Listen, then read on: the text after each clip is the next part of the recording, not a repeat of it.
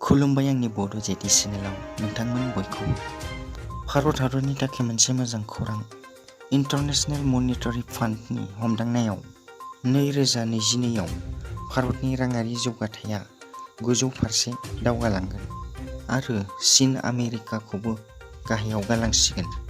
भारतनि राङारि जौगाथाया 2021 आव 9.5% मोन, नाथाय 2022 आव 8.5% जासिगोन आरो चीन हादरनि राङारि जौगानाया 2021 आव 8% मोन, नाथाय 2022 आव 5.6% जासिगोन आरो गासै बुहुमनां राङारि जौगाथाया 2021 आव 5.9% मोन, नाथाय 2022 आव 4.9% जानो हागौ होनना इन्टारनेशनेल मनिटारि फान्डआ हमदांना नायदों।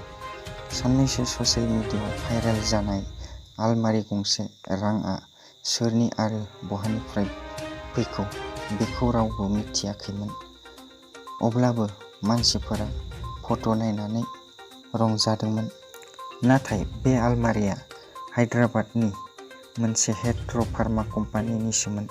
बे रांखौ इनकाम टेक्स बिफानआ हमबाय आरो बेयाव गासै 550 कौटि रां दंमोन।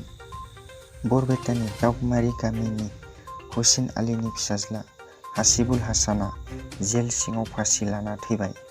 मिथिनाय बादिब्ला दालालआ हासिबुल हासानखौ जेलनिफ्राय सख'नो 10 लाख रां बिदोंमोन आरो नखरनि सुबुङा दालालनो 3 लाख होगोन बुंदोंमोन।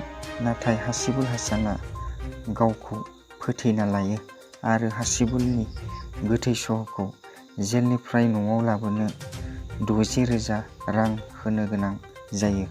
दायो नखरनि मानसिया थार बिजिरनाय मोननो थाखाय हास्थायदों। राकेश ब्रह्मआ हाग्रामा महिलारीनि सायाव गोख्रों बेरफ्रुसार बिबुंथि। बिथाङा खौरांगिरिफोरनि सिगाङाव बुंदों दि बे बाराव जों सुबिदा होआ, बिथांखौ जेलाव दैथायहरनो लाहार-फाहार खालामगासिनो दङ आरो थाबैनो बिथांखौ जेलाव दैथायहरगोन। बेयो रोखा। दिनै बिथाङा मालायनि आथिं हमै-हमै गावनि दायखौ दोनखोमानो नाजागासिनो दङ। प्रमद बर'नियाव गोबां खेब आथिं हमफैबाय, आंखौ गोबां खेब फन खालामदों आरो इउपिपिएलआव गावखौ जगदान खालामनांगौ होनना बुंगासिनो दङ। बिश्वनाथ जिल्लानि पानेरि थानानि सिङाव 2 नं.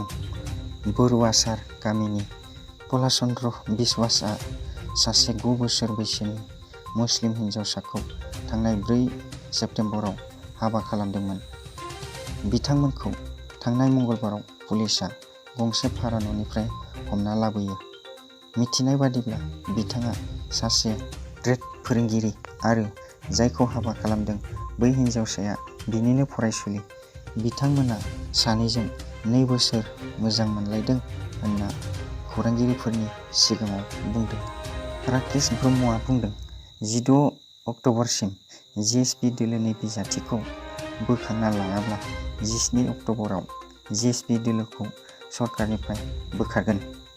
जिएसपि दोलोनि गाहाय दैदेनगिरि नब कुमार सर'नियाआ बुंदों, जिएसपि दोलो नङाब्ला इउपिपिएलआ क'क्राझाराव हाबनो हानाय नङा आरो बै सानखालिनो होसोजागोन आरो बिजेपि, इउपिपिएल, जिएसपि जेब्ला लोगो दंमोन अब्ला बिसायख'थिनि थाखाय सावरायनो मानो लिंहरनो हायासै आरो बिजेपि, इउपिपिएलजों जिएसपिआ बिधान सभायाव लोगो गैया, बेखायनो इउपिपिएलआ नब कुमार सर'नियानि टर्चलाइटनि सावगारि बाहायनो नाङा होननानै नब कुमार सर'नियाआ इउपिपिएलखौ खावलायहरो।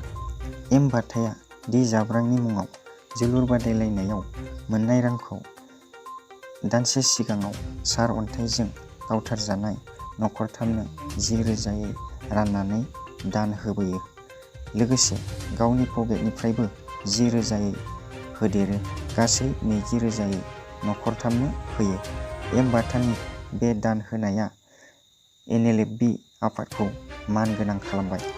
आसामाव तालिबानखौ ससियेल मिडियायाव हेफाजाब होनानै हमजानाय सा 16 सुबुंनि मादाव 14 साखौ गुवाहाटीनि बिजिरसालिया जामिन होबाय।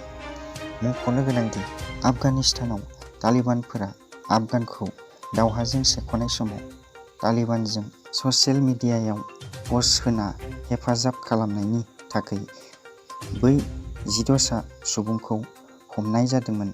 बिनिनो 14 साखौ हगारनाय जाबाय। आंनि रादाबा बेसेनो।